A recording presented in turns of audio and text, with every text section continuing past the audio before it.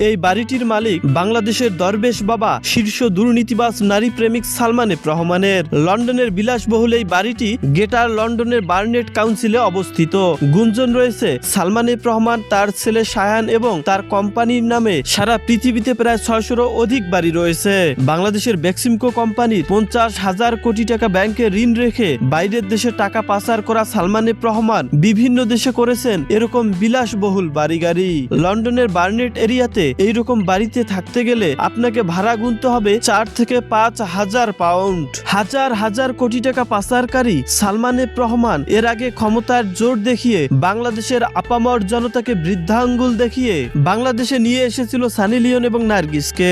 বাংলাদেশের বিশিষ্ট ব্যবসায়ী মনিরকে ট্রাপে ফেলে তার বউকে বিয়ে করেছিল ধবধবে সাদা দাড়িওয়ালা ব্যক্তি সালমান এফ রহমান। নিষ্পাপ এই দরবেশ বাবা সালমান এফ রহমানকে নিয়ে কে কি বলতে চান অবশ্যই কমেন্ট করবেন।